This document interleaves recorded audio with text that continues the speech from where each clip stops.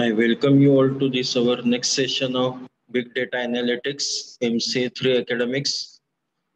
We are currently discussing the data modeling techniques under the DBMS, RDBMS, Big Data, NRDBMS.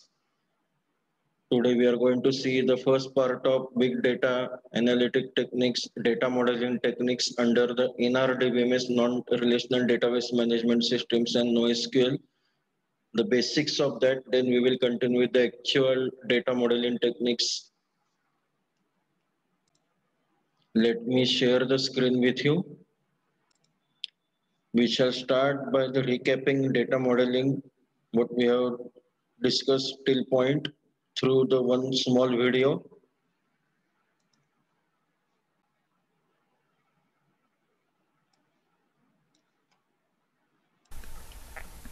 In today's session, it is just overview to give the high level details about the data modeling.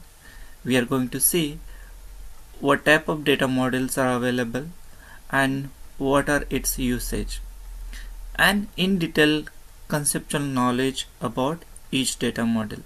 So let's start today's session. So this is just basic definition of data modeling.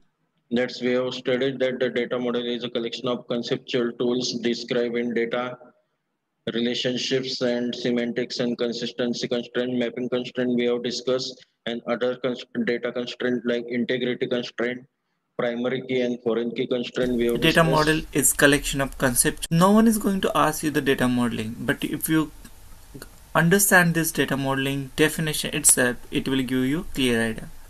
The data modeling nothing but it is conceptual construction of not only the data, how the data is related with each other. That is also important in the data model.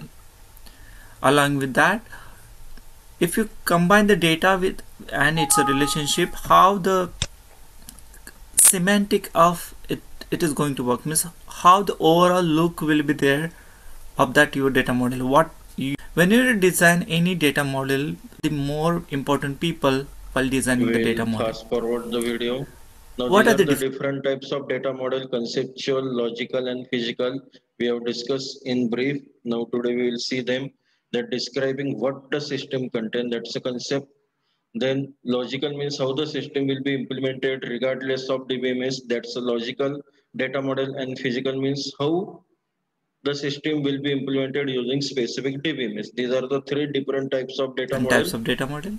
Basically, there are three types of data model. First is system contents. Then the next is work on each. So if you can say, so if you see now who is doing what, data models are being used by the whom. That's a business process BPM model, then the OOM UML model, unified modeling language, then the conceptual data model, that's a ER diagram likes, and physical data modeling. Physical data modeling is basically used by the database administrators who are actually developers and architects of that database. Then the conceptual is being used by the analytics is used for the analytics purpose by the analysts and the architects of that data model using ER diagrams and like other diagram like the DFDs and all that been used by the UML. All UML diagram are being used by the architect, analyst, developer. This is the second level. And end user means a stakeholder of that system. End user of that system uses the business process model which improves the process efficiency and defines the document etc application requirement. So what is the role of each user in the business? With respect, they have the business modeling, so I have incorporated that as well.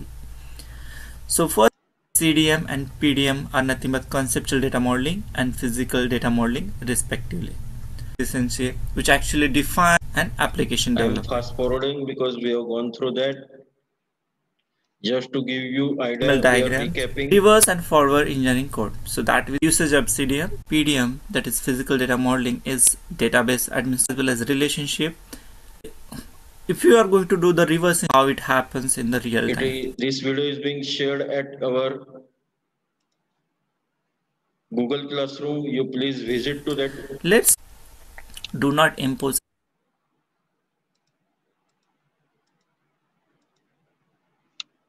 conceptual data modeling and the physical data Now, what modeling. is the data modeling? Conceptual data modeling, sometimes called as the logical also, is gather the data, that thing what gives the what data necessary to do business in function.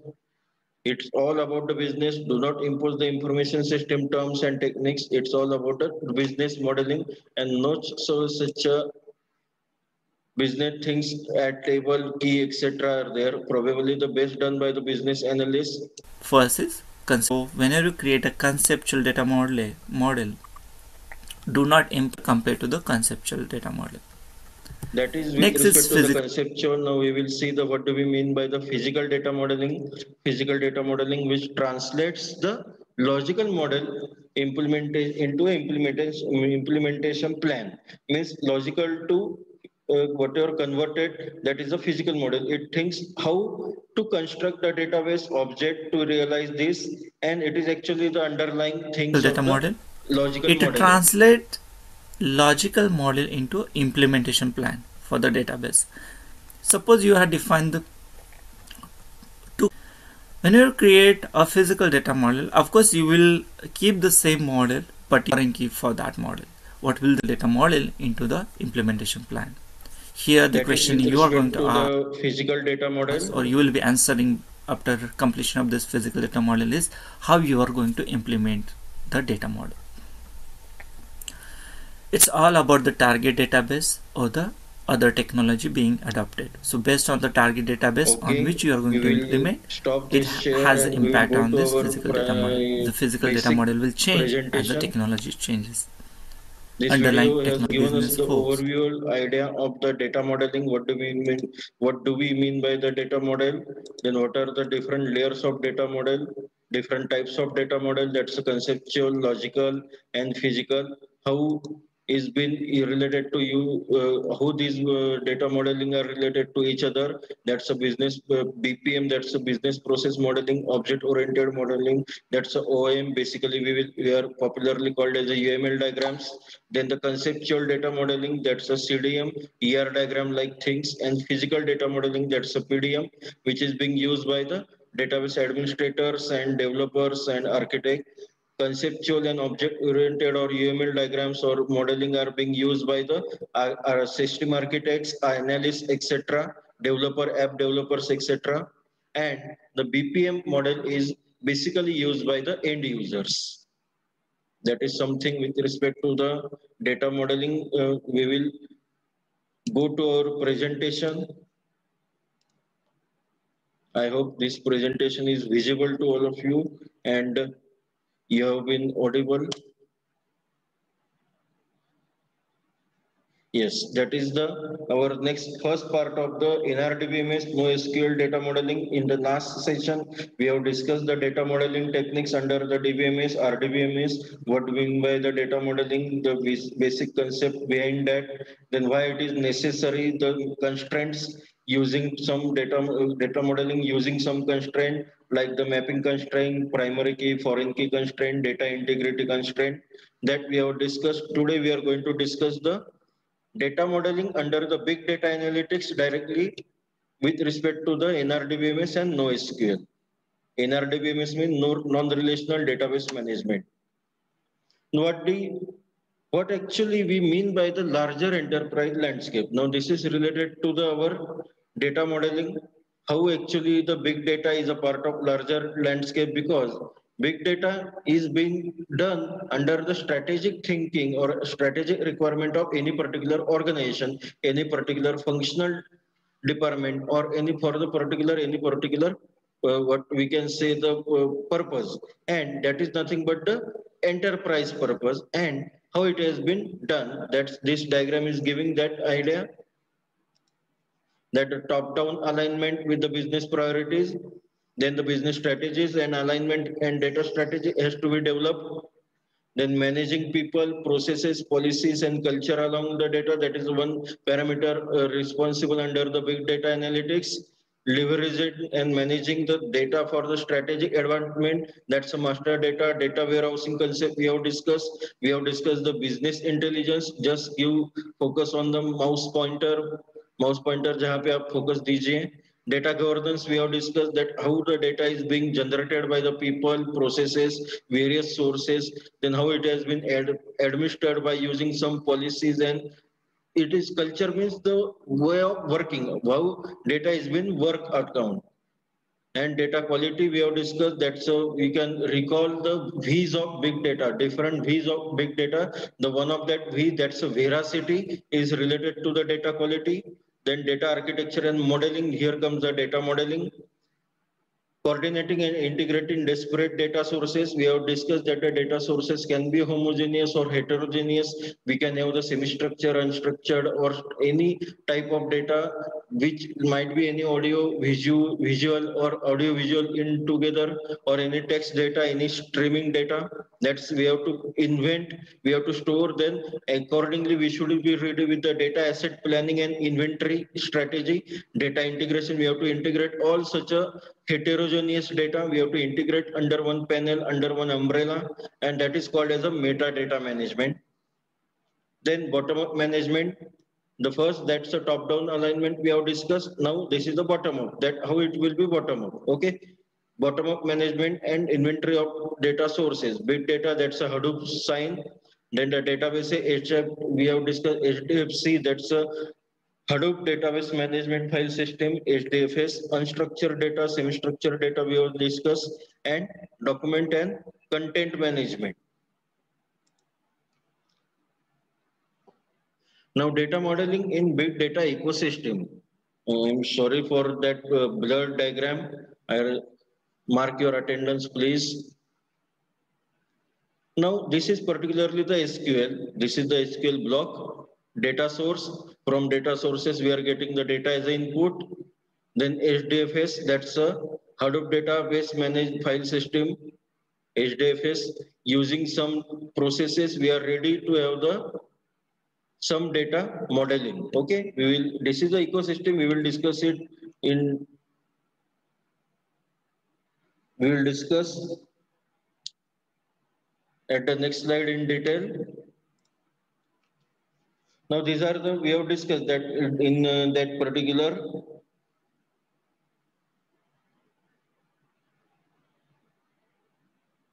sorry for disturbance.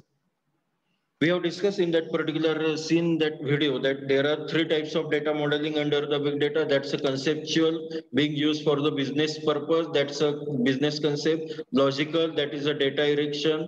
Logical, using some ER diagram or DFDs or UML diagram like this. And physical, that's the underlying physical tables. And actually it's been used by the DBAs or developers, actual data developers or database administrator. Then the logical data model is being used for the used by the data architect and business analyst, data analysis, system analyst people. And conceptual or business concept data model is used by the audience, means who is using that data model or for which purpose that data model. That is the second point.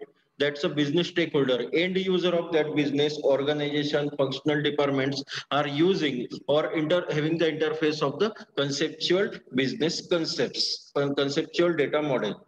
That is a one point. Then the purpose of conceptual data model is the communication and definition of business terms and rule, means you have to communicate with the external system, environment of the system. While studying the system, we have seen the system, the one is input, process, output, and around surrounding environment is there. To interact with that surrounding environment, we do require some conceptual data model. That is, the communication is the basic purpose of that conceptual data model. And in that conceptual data model only, we are defining the business terms and rules, that how it has to be interact with the external entity. That might be any end user of that organization or domain, or end user of that particular functional department. And that's how it's been called as a conceptual data model.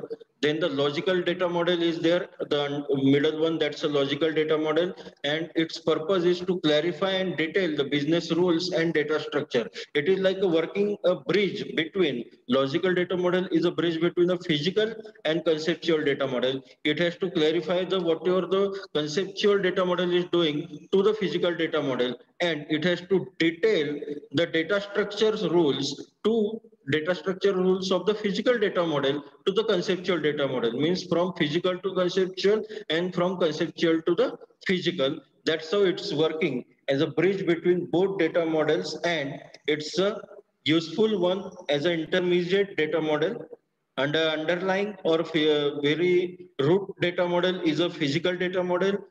Physical data model purpose are the technical implementation. That's the basic purpose of the physical database, that it should be able to implement the database. That's the work of DBA. That's a database administrator and developer. It should be able to implement the technically implement the data model by using all types of constraints which are specified by the terms and rules by the business, or which are clarified by the logical data model. That's a physical data model at the root level, which is being used. These are the three levels of data modeling. Obviously, there will be a question on this data model, three levels. So be prepared accordingly. Just to share with you, you might be aware that there I have given one question bank at your Google Classroom, and by the 24th of this month, you have to solve it and submit it back. So be prepared accordingly, write it down at your separate registered, because remember that's your university exam is going to be a regular university exam, wherein you have to write down the answers of that question. Being the theory exam, there will be the bigger answer questions will be there. That's why you have to prepare accordingly. And that will be considered as the one of the concurrent evaluation. Don't miss it out, or don't take it relaxedly. Be serious about that question bank. It's being developed by using the last 5 years university question papers, and surely that is going to help out you at your university exam. Next point we will discuss. Again, I'm sorry for the blurred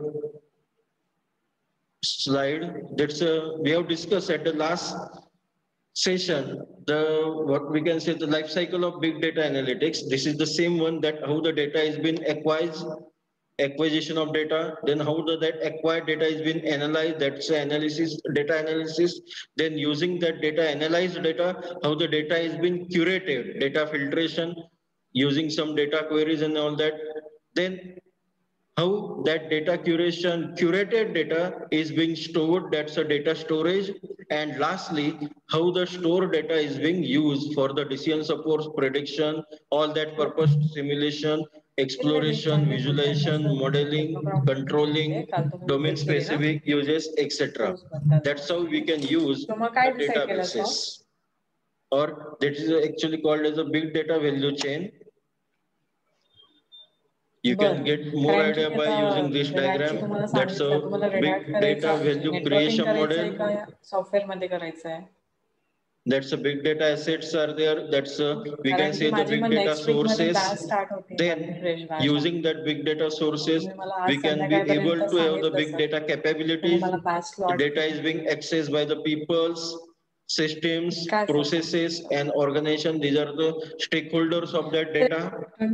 Whatever the analyzed data is there, then it's been used by the big data analytics. It's been used for the purpose of big data analytics. That's the insights and model. Here comes the data model for the purpose of decision support system, to make a supportive system for the better decision, effective decision, for the purpose of taking action, for executing some kind of campaigns or surveys, etc. These are the actions. Then information-based product and solution.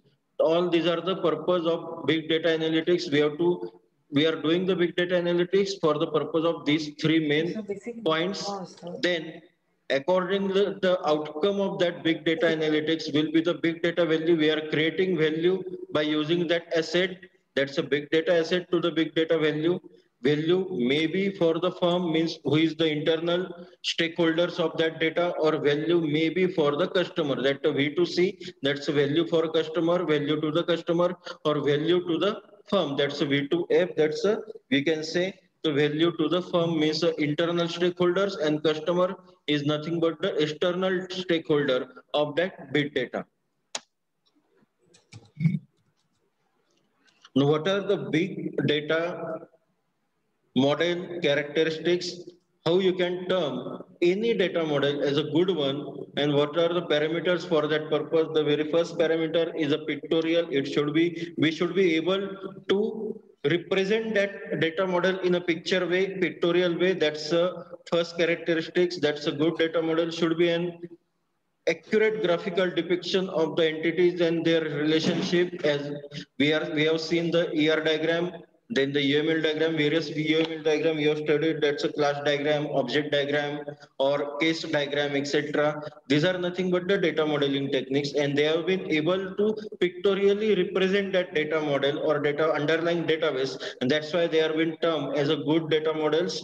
Then it should be rigorous and specific. Any data model should be specific to the specifically for that entities and relationships, means how that entities are interacting with each other, that is the relationship, and should be rigorous in the identification and specification for the attribute, means what are the parameters of that particular entity, means which parameter is a unique parameter like a primary key, by which parameter it is referring to the another entity, that's a referential key, and it should be able to have the rigorous and specificness with respect to that. Then that data model will be termed as a good data model. The next one is a top-down decomposable, means whatever the top-down decomposable means, given a big data model, you should be able to decompose it further in a smaller and smaller and smaller data model so that it will give the simplicity and it will be able to preserve the associated attribute related to that various levels of detail or aggregation. We have seen the generalization.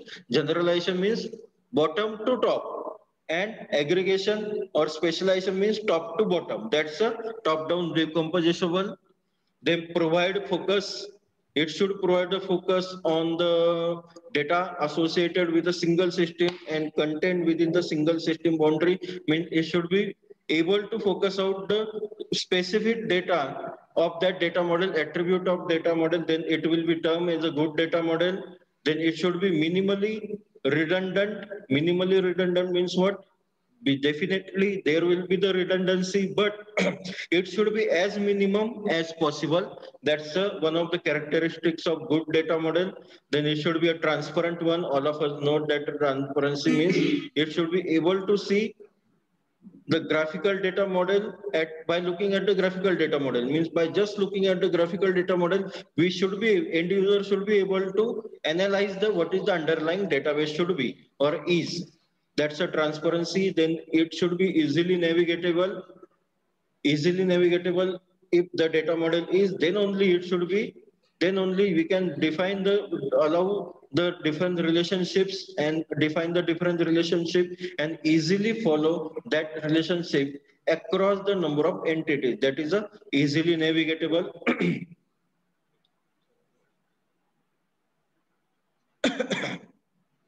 Sorry. Yes. The last characteristics of the good data model is the prediction. It should predict the final system. Final means whatever the underlying database system is.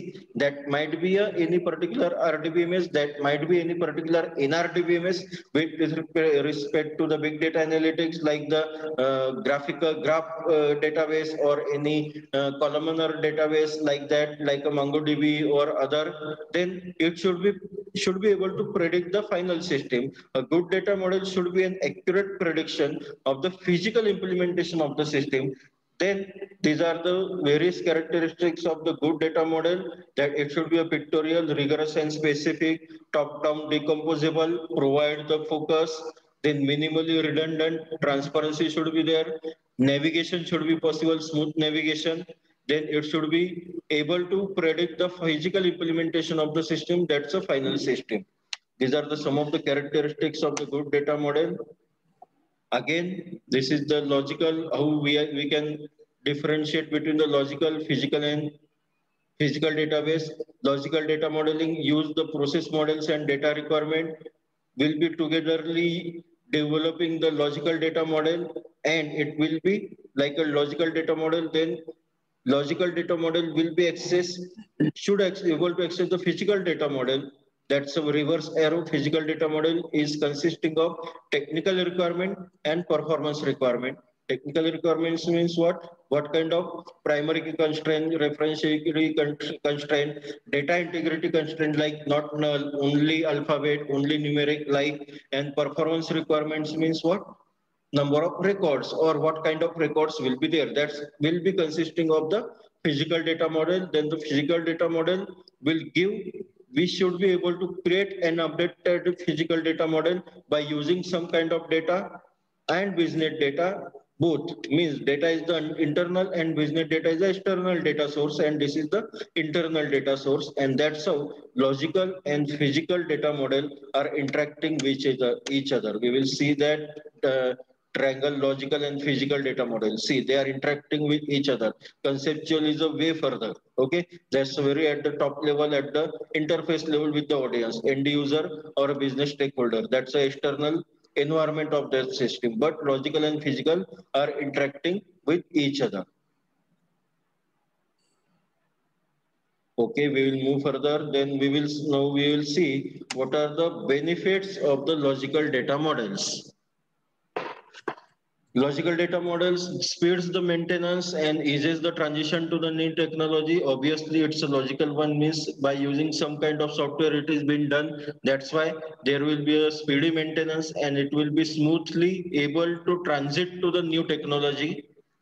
Then the second, that it will be able to capture the business requirement by ensuring the understanding what is actually required by the business, what are the terms and conditions of the business of the conceptual frame. Okay, go back to that triangle. That's a conceptual. This is a conceptual. Okay, purpose. That's the terms and rules of business. That's the purpose. And logical should be able to interact with that conceptual and ensure that understanding.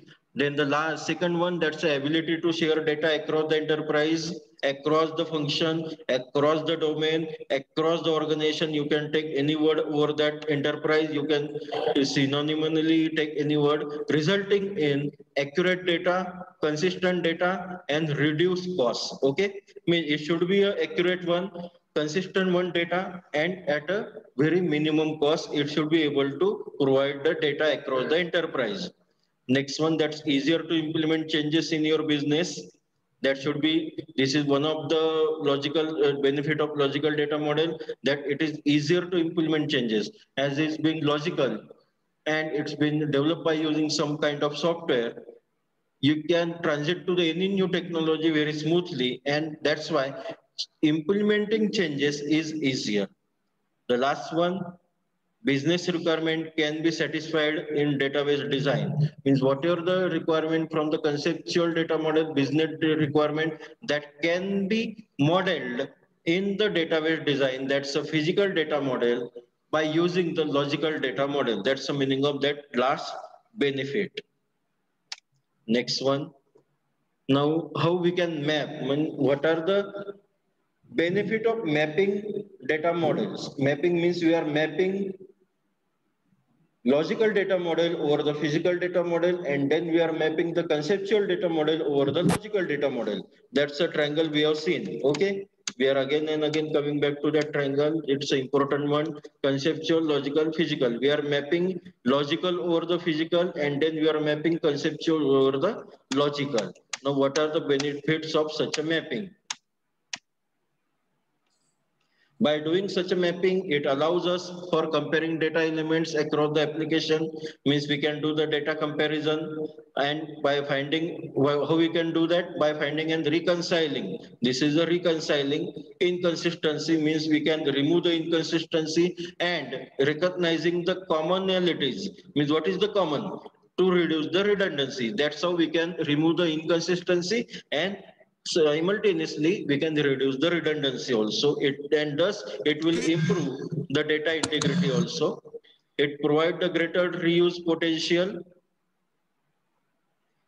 and thus how it will increases the interoperability. As we have seen the data modeling, using logical data model, you can smoothly transit to the another technology that will increase the interoperability by using some system requirement or system audit. That's a DISA system audit requirement, some of the directives of system audit, and that's how we can able to map and match to the standards by using the data model. These are the some of the benefits of data model.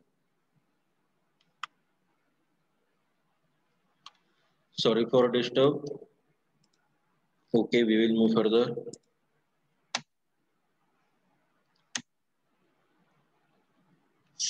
Okay, now what are the benefits of conceptual model? Which is the conceptual model, which is called as a business model. Okay, the very top at that triangle, topmost triangle, that's a conceptual model. Okay, this is the business which is used by the business stakeholders, used by the surrounding environment, end user.